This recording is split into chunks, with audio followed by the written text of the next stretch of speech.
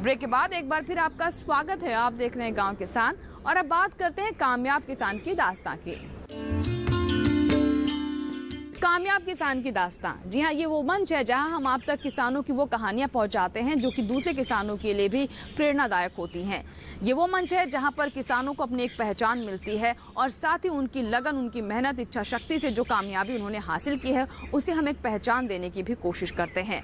तो चलिए दिखाते हैं आपको ऐसे ही कामयाब किसान की दास्तां जिन्होंने अपने अथक प्रयास से, अपनी मेहनत से एक नई तस्वीर पेश की है। आइए देखते हैं आज की ऐसी कामयाब किसान की दास्तां।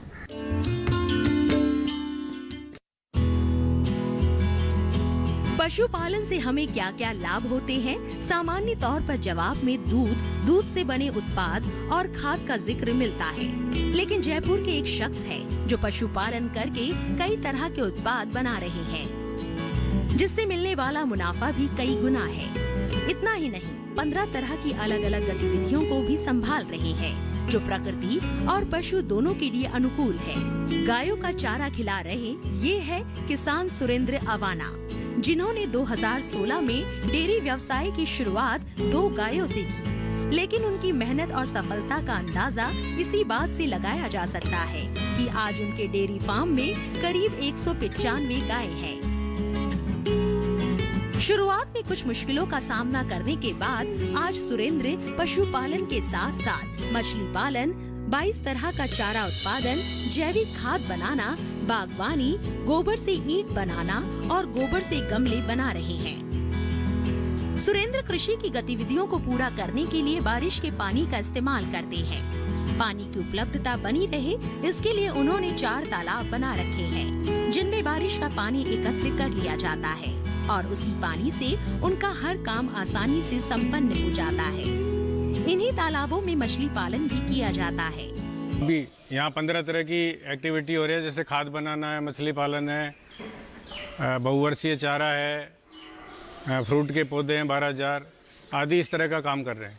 शुरू में जब स्थापना की, लोगों ने कहा कि ये क्षेत्र क्यों चुना है, यहाँ तो पानी नहीं है, यहाँ मिट्टी में बजरी है या टीले हैं, तो इसमें आप लोग सक्सेस नहीं होगे। तो हमने ये ठानी कि इस जगह को ही चुनकर इसी में सक्सेस होके दिखाना है।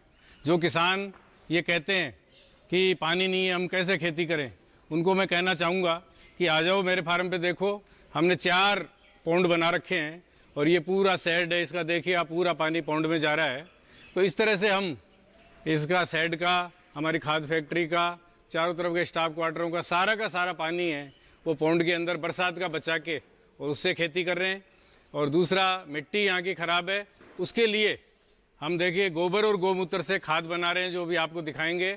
उस खाद से और पूरे फार्म की जो मिट्टी हल्की है उसको हम धीरे धीरे गोबर गौमूत्र से ठीक करके और उपजाऊ है। आज आप देखिए पूरा फार्म पे हमारा 22 तरह का बहुवर्षीय चारा और सारे फलों के पौधे हैं।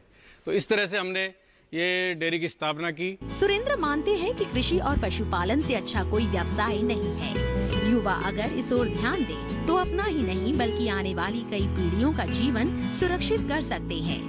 वो मानते हैं कि अगर पशुओं की सही देखभाल की जाए तो मुनाफा 2 गुना नहीं कई गुना किया जा सकता है।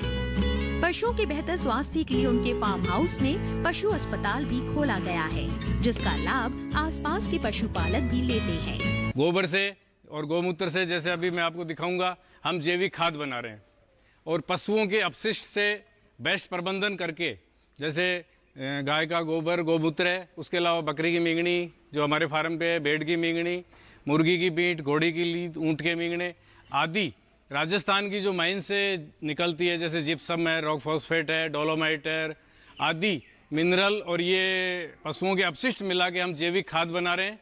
इस खाद को हम हमारे फार्म पे पहले यूज़ किया, यहाँ अच्छा रिजल्ट आया, उसके बाद हम आसपास के किसानों को दिया।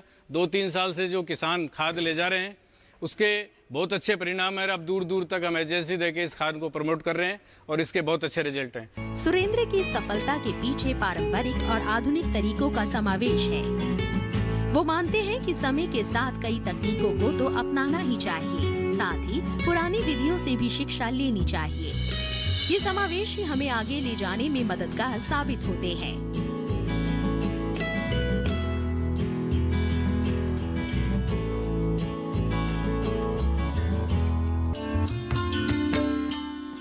तो ये थी हमारे आज के कामयाब किसान की कहानी। उम्मीद करते हैं आप भी इस कहानी को देखकर कुछ न कुछ जरूर सीख लेंगे। इसी के साथ ही यहाँ दीजिए इजाजत, लेकिन गांव किसान के नए अंक में फिर होगी आपसे मुलाकात। तब तक के लिए नमस्कार।